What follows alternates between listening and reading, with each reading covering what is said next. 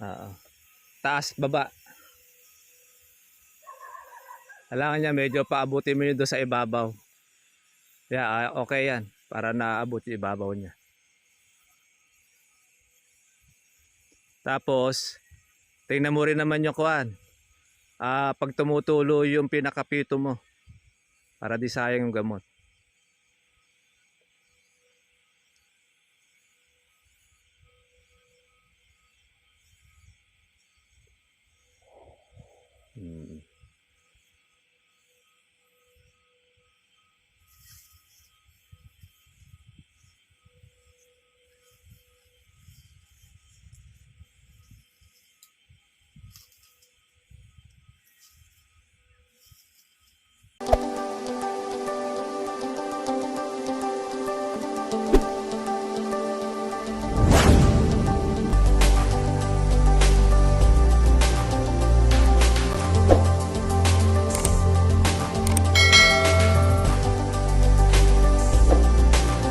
Ang kung tawag dito ay may nakakuman dito eh.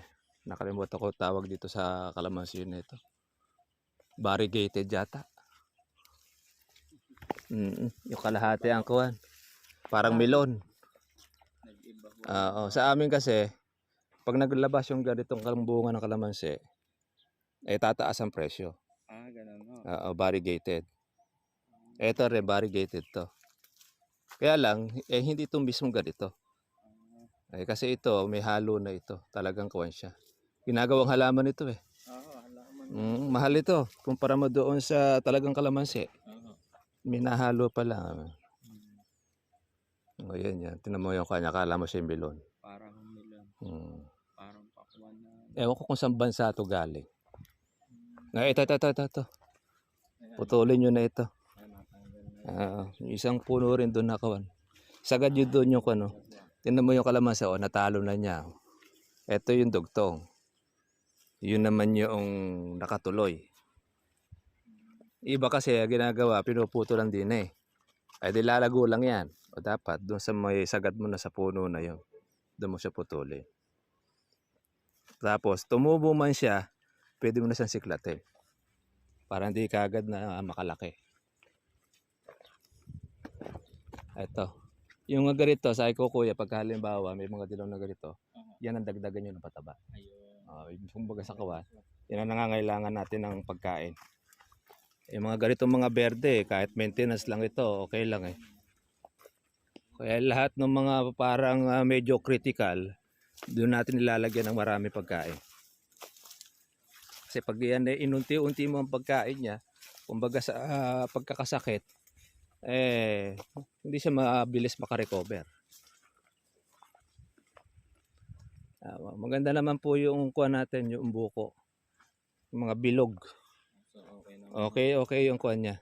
Compare natin doon sa nung una kong punta rito, wala akong makitang buo eh. Nasira na lahat yung inabutan natin, puro mga tungko. Pero ngayon, pinakita ko sa kanya yung buo. Yung gamais, maganda bilog. Ayan, maganda ang kuha niya. Pagkayaan ay ma-insekto, hindi ko makikita yung kanya, kumpul-kumpulan yan. Mga ilang kuwan pa yan, mga ilang linggo. Pag lumaki na ng gamais, buo yan. Ito. Yung nakaganda pagka na-spray, buo siya, bilog. Yung nakaraan, walang ganyan eh. Wala po. Yung nakaraan. Mga sira, yan, yung mga natira noon yan. Na talaga tumatagal yan pagka hindi ko kung nakukuhan siya. Naiipon. Yung kaganda pag naaalagaan. Naisipin ninyo, yung nakaraan technician ninyo, pinadilaw pa itong kalamansi ninyo, kaya siya daw hirap. Tinan nyo, nagsupang. Ang ganda ng supang niya, may kasamang bulaklak. Kaya ang kalamansi, hindi po siya tatangkad kasi pag nagbunga ng marami yan, yuyok-yok yan. Pag nakayok-yok siya, ayan, lalapad. Pag lumapad siya, yun, hindi siya tatangkad. Nito, kaya po ito, naging matangkad ang kalamansi ninyo. Kadalasan walang nagiging bunga. Kaya tumatayog ang kalamansi. Yung nutrients doon na po. Pero yan, pag nagtuloy yung mga bunga na yan, Nakikita ninyo yan, nakalaylay po ang mga sanga. Dito sir po, kailan ho kaya namin pwedeng applyan ng pataba? Pwede na po yan. Pwede na po. Oho, ba, nagtubig kayo ngayon. Aha. Kuha na kasi mga buko na eh. Pwede nyo na siyang lagyan para Timpla ko lang suporta na. gamit yun. Sige, Pakita sige. kay Sir Gino. Oo, Sige, sige. doon tayo. Para po maganda na yung pagkapatubig ninyo, kinakain na siya. Anong klaseng kuha niyan? Guwapo. Thailand. Ah, Parang Thailand. pero matamis naman. Hindi pa nahihinog. Masarap po. Ah, Masarap naman. Oh. Matamis nga. Oh. ayos Dahil eh. ako matikman. Gawa nga naunahan ako ng Lang ibon. buyog ko sa ipon. Iba kasi dyan sinusuputan eh. Aha, kaya plastic. Ito to native na bayabas yan eh. Aha, native naman yun. Ayun yung drum. Opo. Ito yung mga maliliit pa noon. Ano? Opo. Ano, kaya po yung kalamansi natin medyo tumatayo kasi wala siyang magiging bunga. Pero yan, tanggalin nyo po yung mga nakatumpok na yon. Ang gawin po ninyo, planggana style. Oo, kahayin po ninyo siya o sa puno, tapos puno nyo ng puno yun ng tubig. Makikita nyo yan, lalabas na maraming bulaklak. Ganon din ito.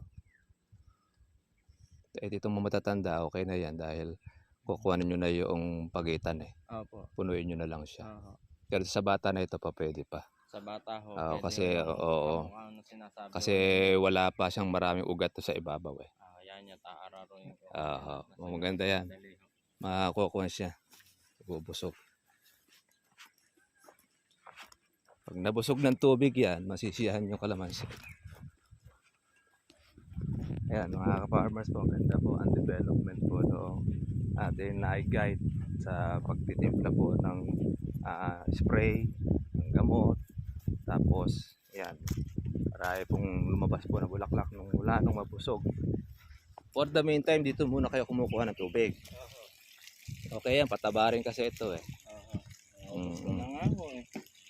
Tapos ito, magdamag ito. Opo, ayan naman. Na kuryente. Naman. Yan naman yung bumabalik dyan. Aha, ayan naman. Magkano nauubos ninyo sa kuryente? Nung nakaraan may kulang. May 5,000 ba? May gito. Mahigit. Oho. Pero kung medyo malaki bugan nito, Oo nga. magkukuhan siya eh. Maliit lang pala bugan niya, no? Para lang pa siya sa gripo eh. Tapos ito ngayon, siya ngayon ay pinupukol sa kalamansi. Pupukol ko dito sa kalamansi. Mas maganda po rito sir, sa susunod na tagulan, palagyan nyo ito ng plastic. Plastikan. Plastikan para noon, pwede na kayo, di ba? Hanggang saan po isakop ninyo na yan? Tapatan. Kulungin po ninyo. Kukulungan ho. Opo, pwede nyo po siyang lagyan po ng pader, tapos doon nyo ilagay yung plastic. Yun ang pinaka-imbakan nyo ngayon ng tubig sa tagulan. Kasi pagka meron kayong imbakan dito, pag nagkaroon ng crisis kayo ng mainit na panahon, meron kayo pagkukunan nito. Ayan, okay lang ito dahil habang kuwan siya magdamagan, pandagdag na lang ito. Kasi di ba number 1 yung problema rito, patubig ano? Kaya nyo, nakabili ho ako magandang pampatubig. Kaso naman problema ko naman ako ngayon, tubig. Oo, yung tubig. Kasi medyo malaki itong kalamansian ninyo, 1,000 puno yan. Mahigit pa, dahil meron pa kayong bata, ano? Sabihin sa bata na yan, dito rin kumukuha. Opo. Okay, pag naubos pala itong imbakan ninyo, Wala na ho. dapat yan. Ito, lagyan nyo rin ito. Yun nga. Lahat po ng mga kanal, na kung saan po pwede paglagyan ng tubig, lagyan nyo ng plastic. Kasi ang plastic, kasi meron man nakikita doon sa Facebook, nakuha niyan, hindi mo nasisimentuhan. Pag nagtag-ulan siya, may ipon na yon. Pagdating ng tag-araw, hindi rin naman siya matutuyo. Kasi kaya natutuyo ito dahil bumababa yung tubig sa ilalim. Sinisip-sip din ng lupa. Pagka maraming tubig yan, matutustusan itong konyo na ito. Sa tubig. Lalo na, maganda naman yung pwesto ninyo dahil meron kayong nasa ibaba. Pwede sa ano yan, kung meron kayong bukal dito Wala bang bukal dito sa inyo? Wala. Meron man. Dito, kahit dito, natusukan, wala rin lumabas sa tubig. Wala rin. Meron ho, mahihina. Yun na nga yan. Opo. Ayan o, Oo. Sir Bonag, ito yung aming gamit na power spray, yung aming mga Ah, container. dinamo to. Dinamo. Oho, Oo, dinamo. ganyan din yung sa amin. Dinamo rin ito. Pero meron kami hindi gasolina. Ah, Oo, okay to. Okay yung kanya na yan. Yung bugan niya. nagpalagay na lang ako ng mga extension nyo rin sa malalapit na para Mm. kung may magamit o nasaksakan. Okay yan. Basta dito, apat-apat. Opo, Sa kabila yan. yan na nga Sir Bonag Yung bata. Oh, sige, tingnan natin. Ito Sir Bonag, tingnan niyo muna yung aming timpla ng gamot. Okay, sige. Sa Yan. Ganyan. Ganyan nakakakuha niya. Ganyan kalapot yung gamot natin. Ayan. Ay, pagka hindi natin ito lalagyan ng gamot, walang magtutuloy dyan.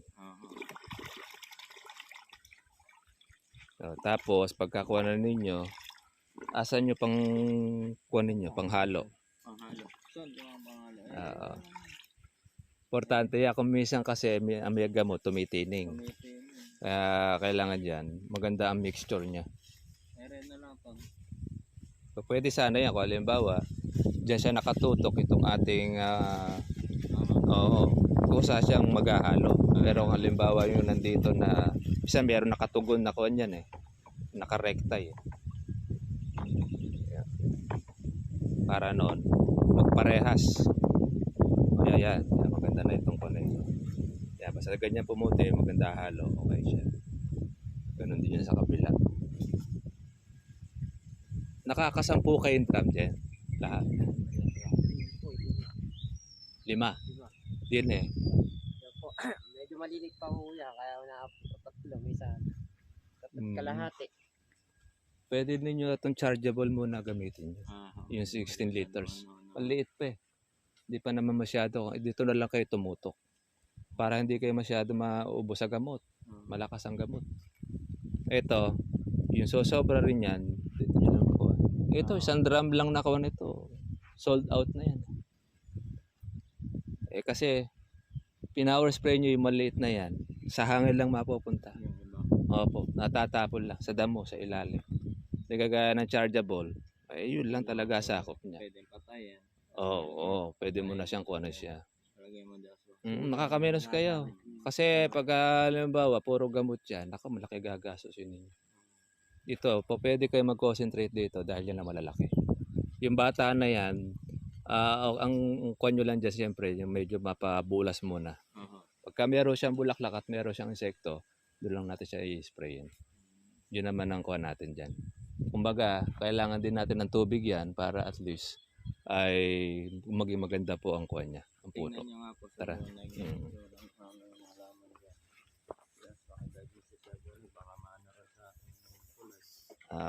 Maganda naman itong tuloy ninyo. Adventure sanay naman tayo sa ganyan tuloy. Meron pa nga isang kuha single lang ay buti ngayon 2. Sabi ko nga kay kuya, maganda itong kuha ninyo, D2. Para malakas, total D2 media naman pala yung makina ninyo. Para malakas ang tubig, hindi kayo masyadong matagal na paghihintay. Mas may na mo dito. Oo, D2 ang kuha ninyo. Ito kasi medyo matagal. Ay, may plastic pala kayo, no?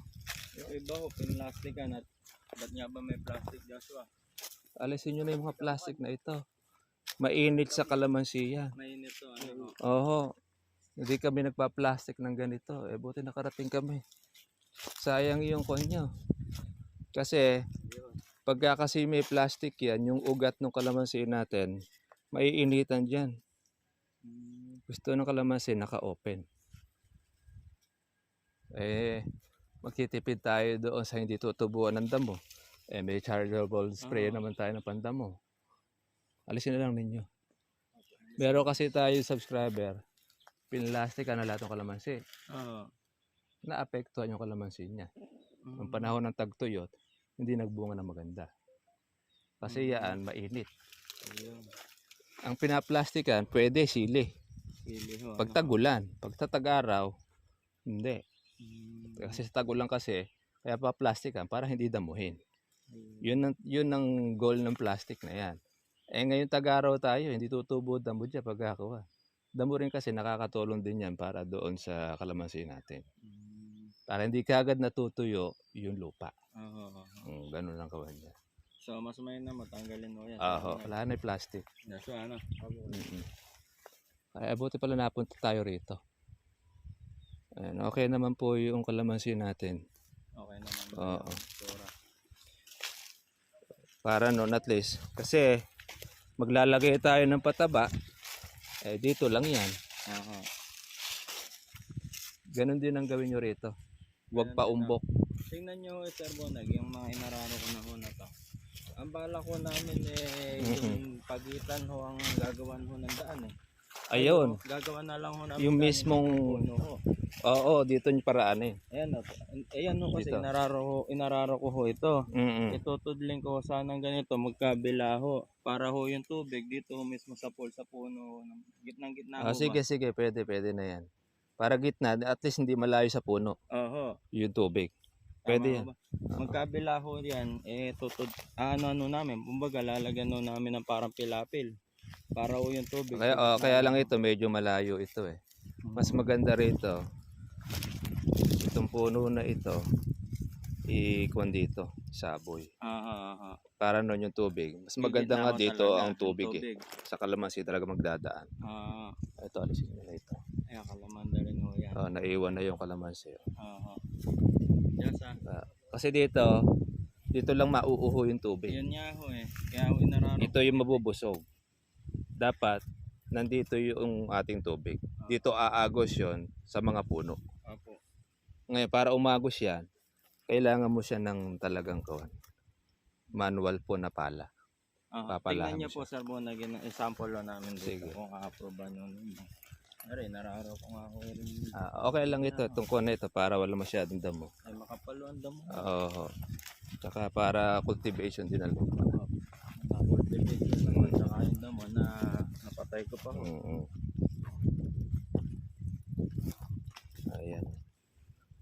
Lahat pala kayo may plastic Ito lang naman ho, napa-plastic Ay, ito lang. Itong bata, ilang puno ito? May 1,000 ba yan? Alaho ata. Mga 500 plus. Ay, mahigit to. Mga 6. Kulang 1,000 ho. Ayan na, Sir Bon, kamukha ho ng sample ho namin na gano'n. Ayan, ganito. Tama ito. Ayos yan, tama. Oo. Tapos, dito patutubigan. Yan ang maganda. Puro ganyan lang. Yan ang gusto ng kalamansi. Walang tapo ng tubig dyan. Wala ho. Opo. Sa matanda, kung magagawa natin ganyan, mas maganda yung ganito. Yan yung sabi niyo. Yan ang kuha natin. Project. Malaking tulong ito. Para nun at least. Diyan ang pinakakanal. Kaya gustong-gusto ng kalamansi yan. Pati rin yung kabila. Ito ho. Ayan. Kabilang po yan. Oo. Kabilaan. Kaya yung host ninyo dito. Tututok na lang. Tututok nyo na lang. Sa lobo. Busog na busog ang kalamansi dyan. Saka kahit matagal lang ulit, pwede. Kasi sa atin, kung halimbawa, pag nagkatubig kayo, ilang araw lang ulitin na uli. Kasi hindi siya nabubusog. Pero pag yan ay nabusog, ay nako. Matagal ho. Bago balikan ho. Tsaka hindi, lalabasan ng maraming bulaklak yan. Kalamansi ninyo. Tingnan nyo po, nung nabusog sa tubig yung kalamansi ninyo, nag-produce ng maraming bulaklak. Yun ang gusto ng kalamansi sa tag-araw. Bagamat umuulan-ulan dito sa inyo, kaya lang, hindi niya nararamdaman yun. Diba ho yun? Kasi sa balat lang yun eh. Kumpara mo doon sa patubig talaga, sumasagad sa ugat yun. Para sa ulan lang makalat. Oo. Patay alikabok. Pangkuan lang yun, pang suporta lang yan sa kawan. Ito, maganda ito. Ito rin, maganda yan. Yan ang pagpatuloy niya, maganda yan. Yan ang dapat sa kalamansi.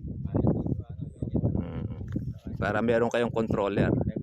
Yun lang ang tutubigan ninyo. Magagawa ko ng hadlang-hadlang na dyan. Yun. Matarik na. Pag matarik na yon, maglagay lang kayo ng pinakakawan. Harang. Yan, mga ganon. Para meron siyang control. Papawalan lang ho. Kaya maganda yan para preparasyon natin sa susunod na tagulan.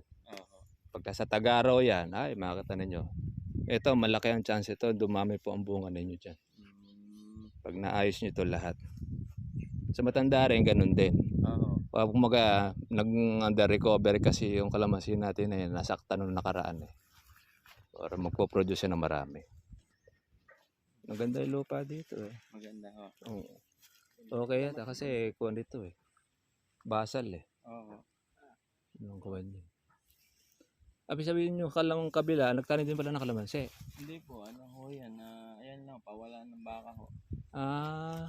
Kumbaga, sakop nyo pa rin yan. Sako pa rin. Para hindi lang makapasok ng baka. Oo. Akala ko, baka nakupkup ka ako ng kapitbahay. Hindi ho. Ito, hanggang dyan pa ho yan. Okay naman pala. Baho na yan. So, dun ho, Sir Bon, ganun na rin. Opo, ganun po gawin natin to. Baho na ito. Okay, ayos po yan. Yan po, maganda po sa kalamansi natin. Ayan. Okay yung ganyan. Sa turo ganyan lang ang kawan.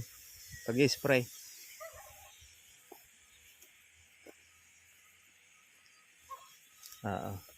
Taas, baba. Kailangan niya medyo paabutin mo yun doon sa ibabaw.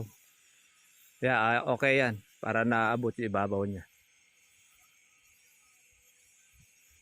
Tapos, tingnan mo rin naman yung kuwan. Pag tumutulo yung pinakapito mo.